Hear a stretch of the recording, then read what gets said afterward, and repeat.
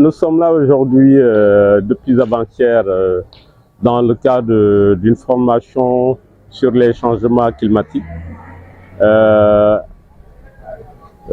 Une formation qui concerne donc la collectivité territoriale de Diembéring, ayant attrait au changement climatique et les enjeux de développement local. Donc, nous venons de terminer cette formation-là.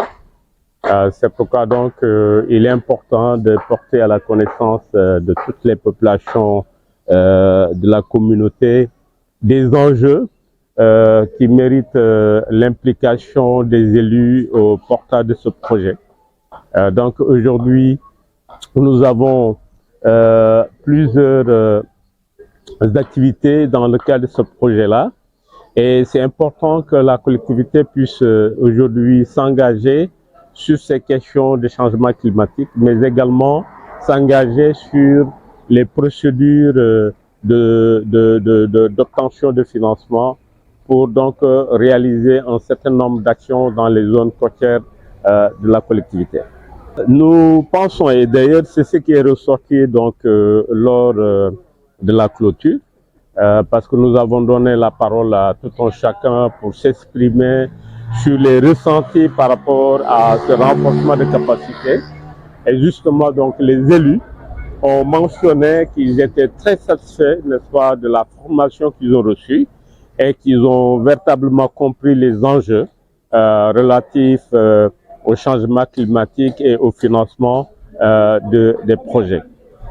Donc, nous pensons que les populations, notamment donc les élus, ont davantage à s'organiser pour voir quelles sont les modalités pour solliciter ces financements afin de mettre en œuvre les projets de la collectivité. Nous avons, pour notre part, interpellé la collectivité.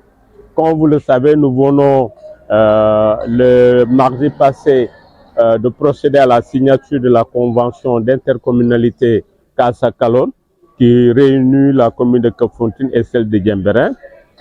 Cette convention, à elle seule, constitue un outil pour pouvoir solliciter des financements au niveau national et international.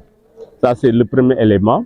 Mais également, ce qui est ressorti au niveau des ateliers de 3 jours de formation, c'est que il y a beaucoup de possibilités pour la collectivité de bénéficier de beaucoup de financements. Mais malheureusement, nous n'avons pas aujourd'hui, il n'y a pas la présence effective du maire titulaire pour comprendre les enjeux, parce que c'est lui qui a la signature, c'est lui qui délègue, n'est-ce pas, donc la responsabilité de signer.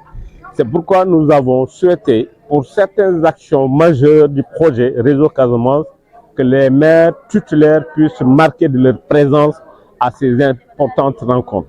C'est important parce qu'aujourd'hui, la convention qui vient d'être signée, elle a été signée par un de ses adjoints.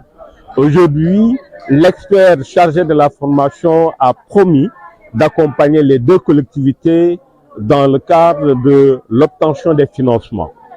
Mais on peut arriver à un moment où il serait important que le maire titulaire puisse apporter sa signature, mais s'il n'est pas propriétaire de la signature de la convention, cela pourrait apporter des problèmes. C'est pourquoi nous avons estimé que les maires titulaires, depuis le démarrage du projet l'année dernière 2022 jusqu'en 2023, il était quand même important que ces maires puissent assister au moins 1 à 2 rencontres sur ce projet-là pour qu'ils puissent comprendre les enjeux et puissent pouvoir se positionner stratégiquement par rapport à certaines questions importantes et qui pourraient régler donc les questions de financement pour les besoins de la collectivité.